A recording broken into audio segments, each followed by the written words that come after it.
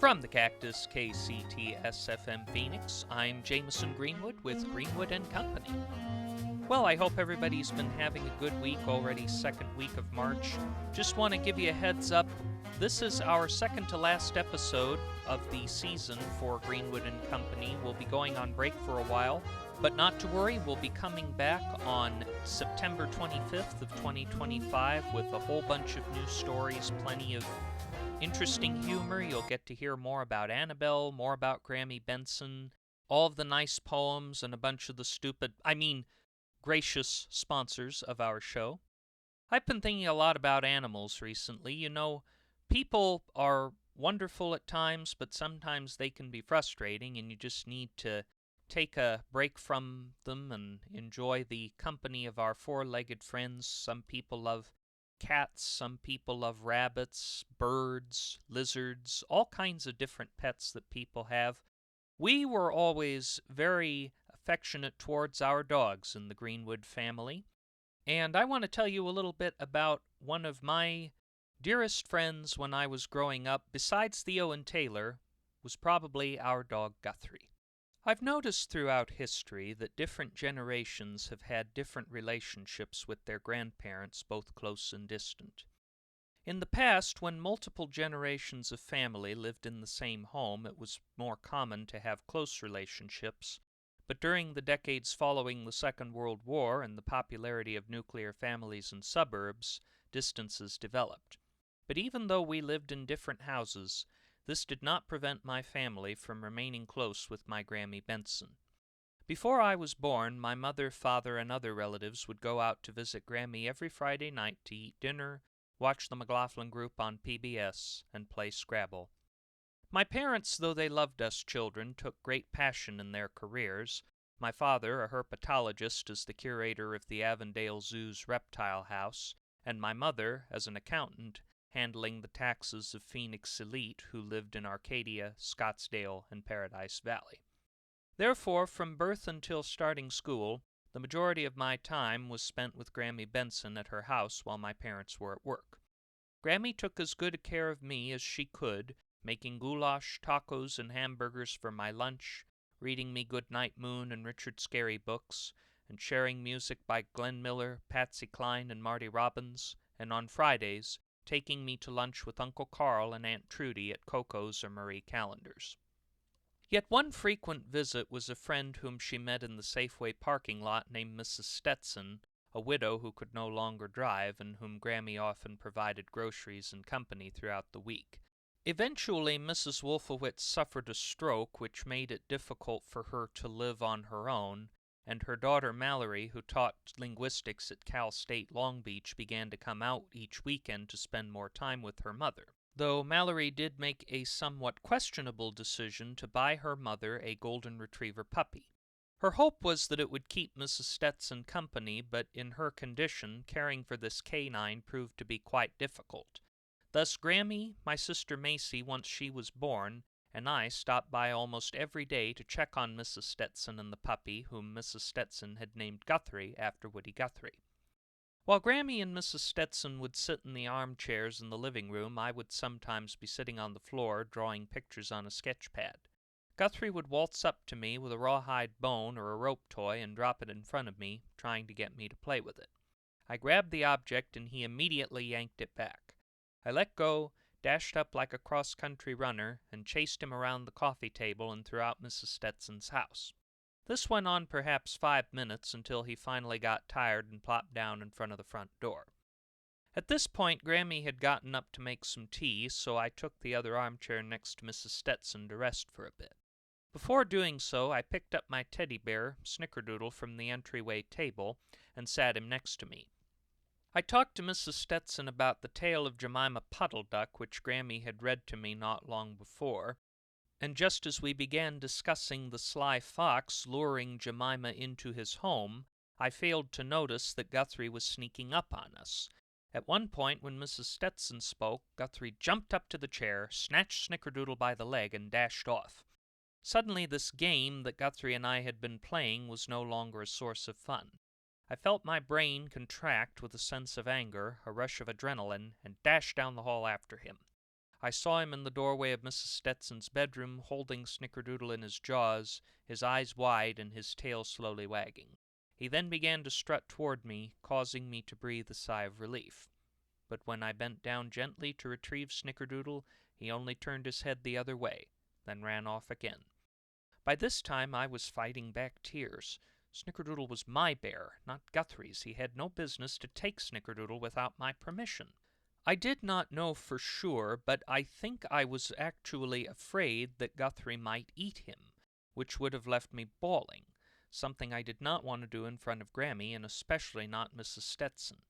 At the front door, Guthrie stopped again, and when he looked behind and saw I was after him, we made a loop around the dining table, then entered the kitchen, where Grammy was pouring water from the tea kettle. Guthrie and I were now on the floor, and I was grabbing Snickerdoodle, trying to get him back, though this only caused the puppy to clench his jaws onto Snickerdoodle more tightly. "He won't let go, Grammy," I complained. "Now, Jimmy, don't get too overworked. You might rip him," Grammy admonished. She opened the pantry and grabbed a red box of dog biscuits. "Just relax and stay still," she told me. Grammy retrieved a dog cookie shaped like a bone from the box and called, "Guthrie!" Guthrie saw Grammy's morsel, let go of Snickerdoodle, and instantly licked his lips. I grabbed Snickerdoodle immediately and held him to my chest. "You mean doggy!" I screamed at Guthrie as he ate his treat. "You should be ashamed of yourself, taking my bear and almost ripping him. Stupid, stupid, stupid dog!"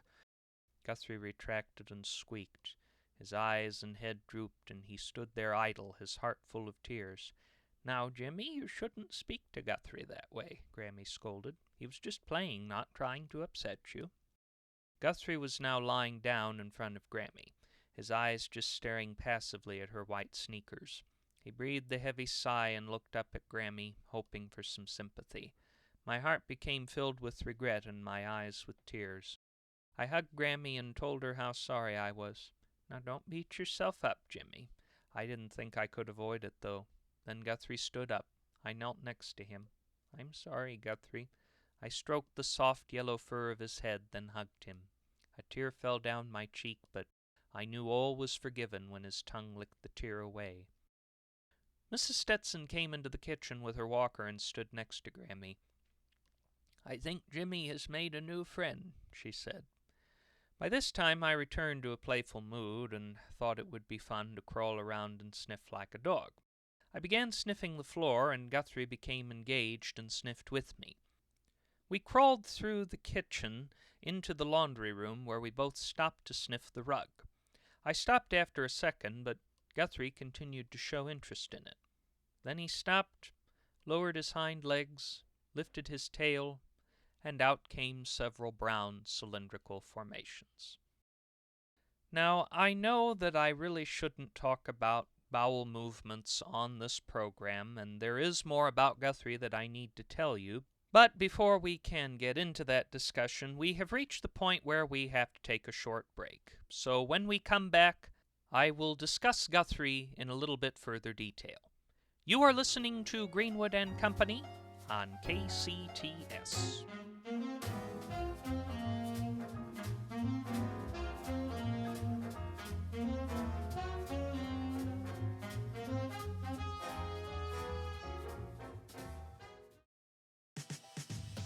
Maybe you're in the mood for popcorn, but you don't want to make the effort to ensure it's delicious. Maybe you have an old microwave you want to get rid of, but it seems irresponsible. That's where Prince and Popper microwave popcorn comes in.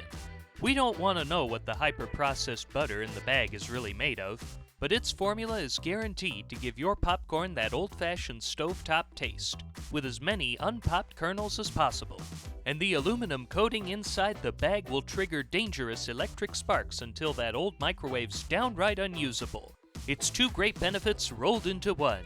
Why wait? Pick up a bag of Prince and Popper microwave popcorn today. Prince and Popper microwave popcorn may contain allergens along with asbestos and other carcinogenic chemicals. This product is known to cause athlete's foot in the state of Arizona. Do not store near heat source or flammable materials. Consult a physician with a revoked license prior to use. Prince and Popper microwave popcorn, available at Giggett supermarkets and other subpar retailers.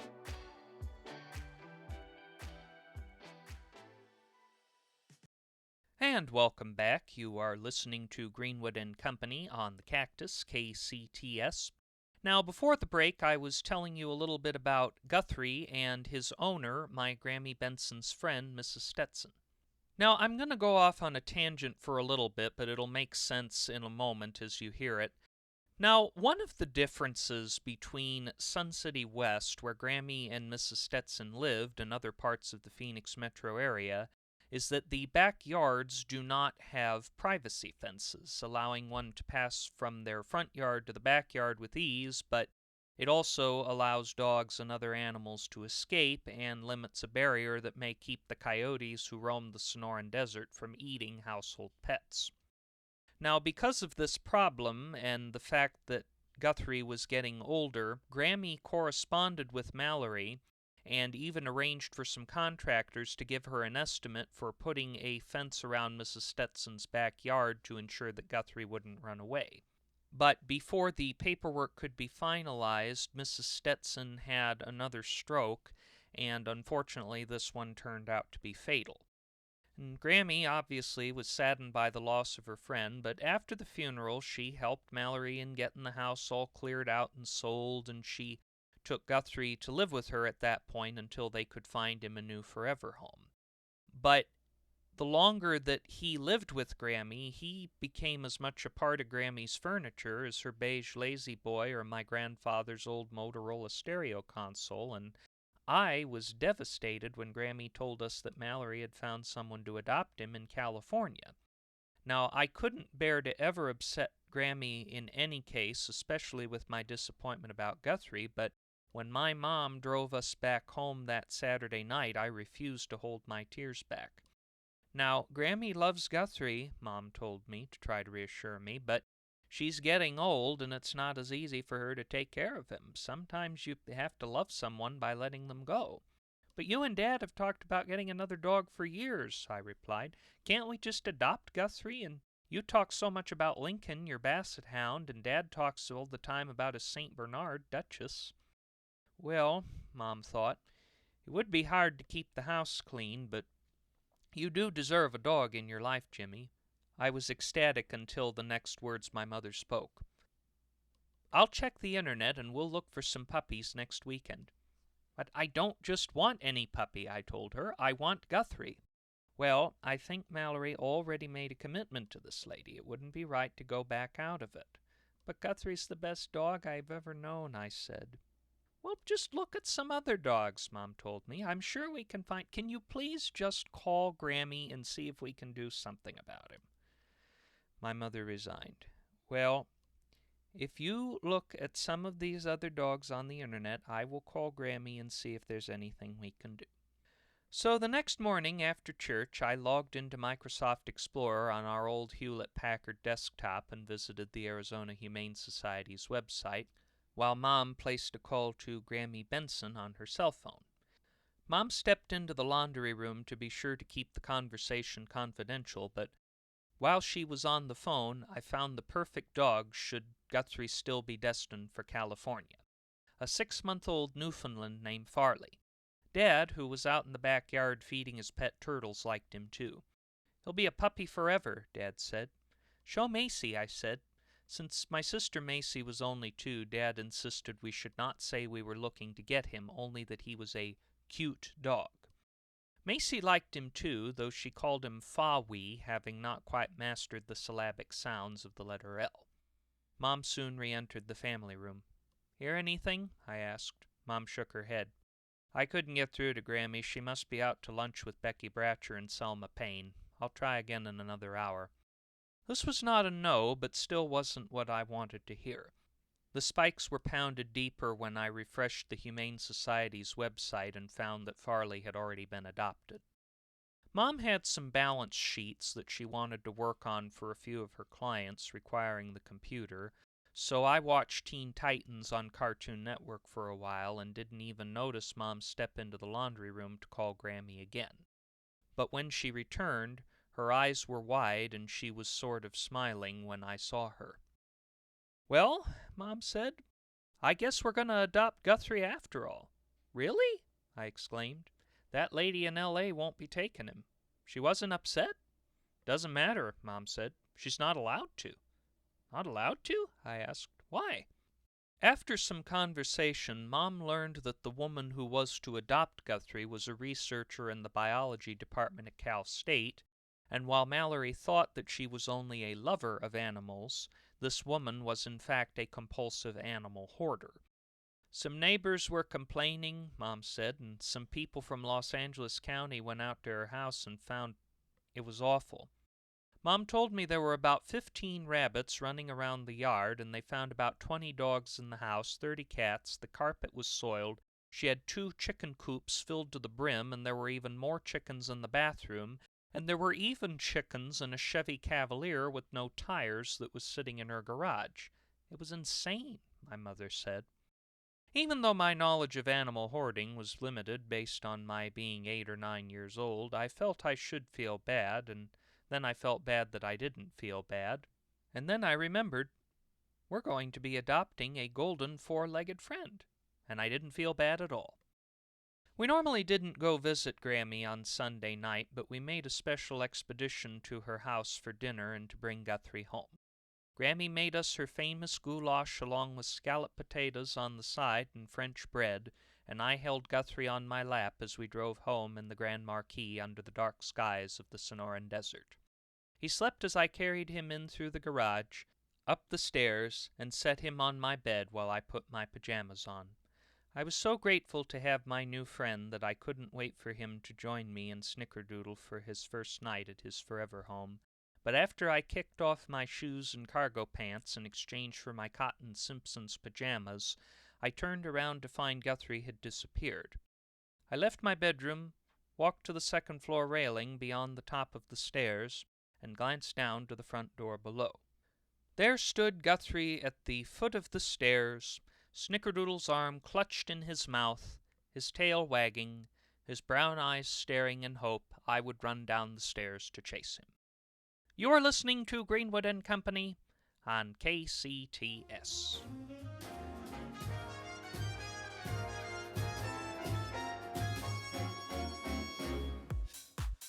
Reaching new heights, changing for the better, being the best you can possibly be.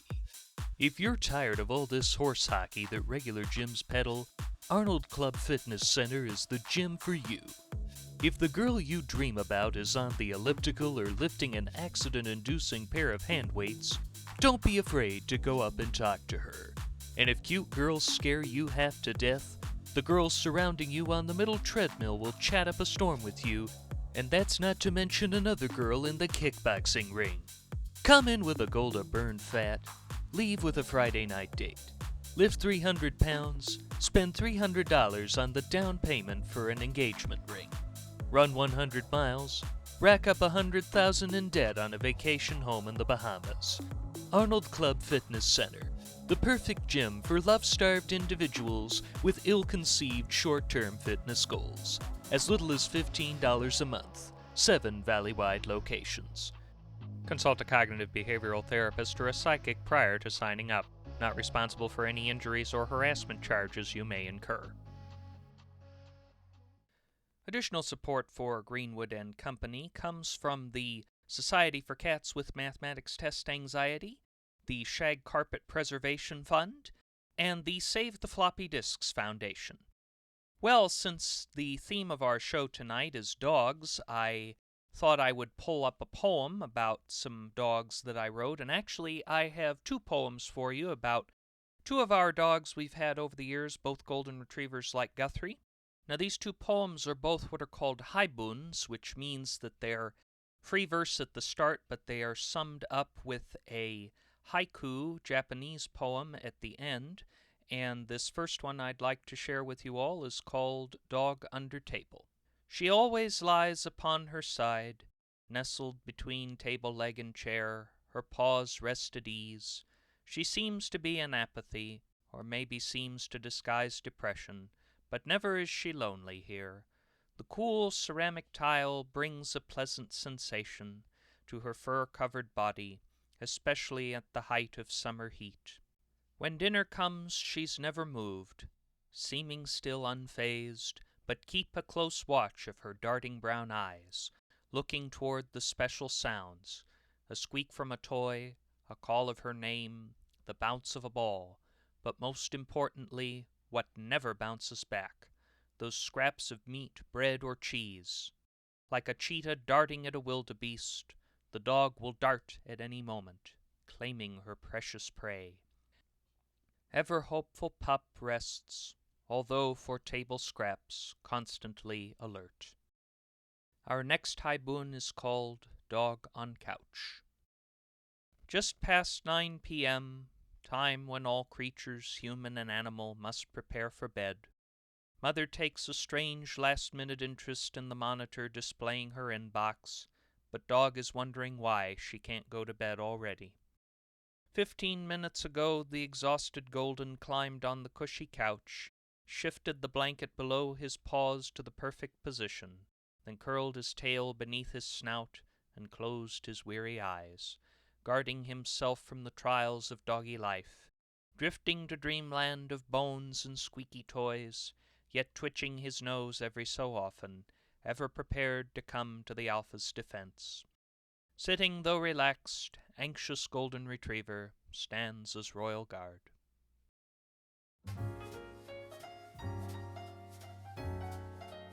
That brings an end to this week's Greenwood and Company. Our show was created and hosted by yours truly and was written by him along with James Salison and Minnesota Martinez. The engineer is Ivan Crosby. Jonas Andrews answers the phones even though we don't take calls on this program. The theme was composed by Martin Landstrom, and our costumes are provided by Grandma's Garage Thrift Shop. All the characters, settings, and situations depicted in this program, along with all advertised products, are entirely fictional, and any similarities to products, events, or persons, living or dead, is entirely coincidental. Also, KCTS is not an actual radio station. Be sure to visit our website at JamisonGreenwoodPodcast.com to learn more about Greenwood and Company, and make sure to follow us on the podcast platform of your choice and share with your friends on social media. Just a reminder to please be careful if you are going out on the 101, the 17, or Route 66 tonight. I'm Jamison Greenwood, and until we meet again, stay healthy, stay safe, and stay young at heart. Good night.